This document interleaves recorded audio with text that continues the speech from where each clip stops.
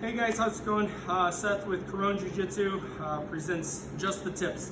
So we're going to go through, we're going to show two guard passes that I think are very, very basic and should be in everybody's arsenal to some variation. So we're going to go over a kneeling pass off of the closed guard, breaking it, passing, and then we're going to go over a standing guard pass. So here we go, we'll get started right away. I'll show a couple different angles. So I get into the guard. Where it gets here, first thing I want is good posture, knees going forward, toes relaxed. If I sit up on my toes like this, it's easier for him to rock me forward. I don't want to drive my elbows down. I want to use my forearm to make sure his legs can't come up. He doesn't want to pull his knees to his chest. He wants to pull his toes to his forehead. If he goes knees to his chest, I can resist against, but if he goes toes to his forehead, now it whips me forward. So from the side, so you can see, so knees to the chest, very little pull. But if he goes toes to the forehead, now it whips me over and it's going to start raising me up.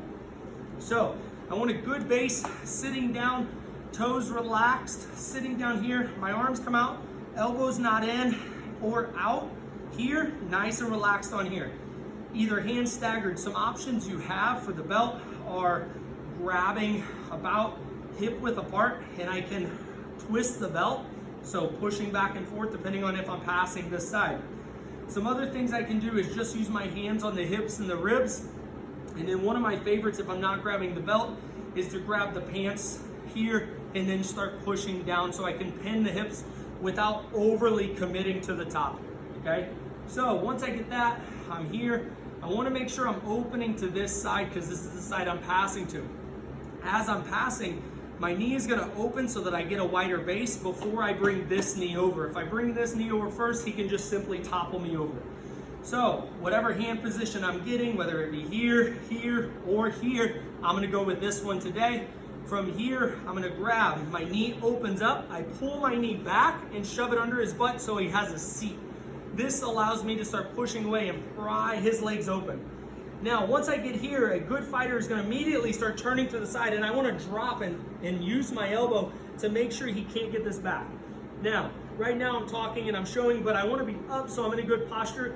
A lot of times what will happen is Roy's going to start grabbing the collar, he's going to start trying to pull forward, he's going to start trying to really sweep and do all of this. A lot of times they'll even grab the sleeve down here, castle, and start trying to pull back. So I want to keep this elbow in here. Now, as he starts pulling, I want to slide my leg across to here, okay? So once I get here, we hook the foot, this hand comes in, I'm turning my hand this way, this arm is going to come under, and I'm going to connect in here, hugging, okay? So turn a little bit so you guys can see. I get here, good position, open the knee, pull the knee back, arch my back like a Halloween cat, trap his leg down, good posture, hop my knee over. Once I get here, hand comes in under. 1, 2, hug. So make my gable grip, drive. I'm still hooking his foot. I'm gonna drive forward, head down, knee slides over, and then the last part, I pop my arm out. So that way I'm trapping, it's closing his head to this side, and also I'm posting so that I have a good base. If he tries to bump and roll that way, I have a good leverage point from here. So we're here, I get my base, grab the pants, shoving down, open the knee up, pull my knee back, arch, and catch inside. From here, knee slides across, make sure you staple. Hand comes in, I'm hugging, drive, drive, drive, slide across, post my hand down. Same thing, again passing this side so you guys can see this angle. Grab the pants or the belt, whatever I'm looking for. Open, pull my knee back, knee goes into the butt, don't shovel underneath. Here, arch the back. Once I'm here, he's gonna start shrimping and turning to the side to defend. I fight for the inside of the elbow, slicing over. Now from here, I have that staple, it's very, very strong. It's tough for him to get away. It's tough for him to get this arm inside because this arm, or this leg inside because this arm is here. I go underhook here and around the neck, here connected. Drive forward so that I can slide my knee across, drop out, and post.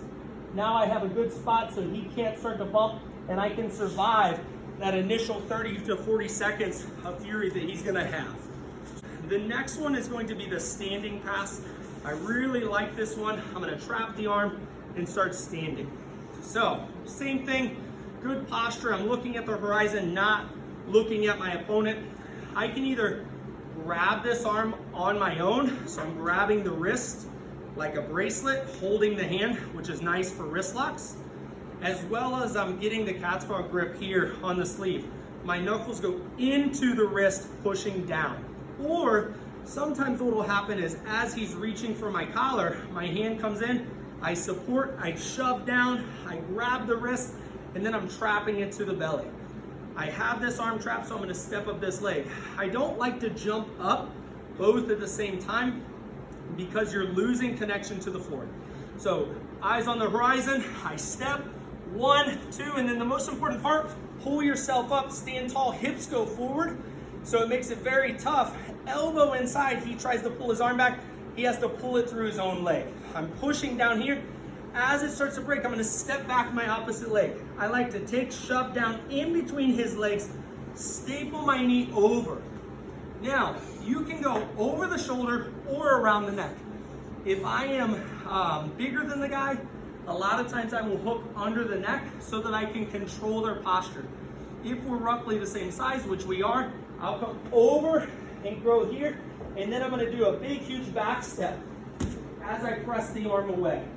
Post this leg, thread the other leg through, going chest to chest, and I'll switch it up to the hand on the leg to hold.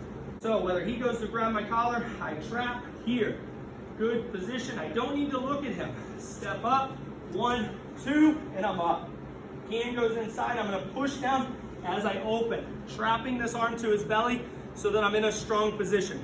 I can go under or over. What decides that or dictates that is how big you are in relation to your opponent.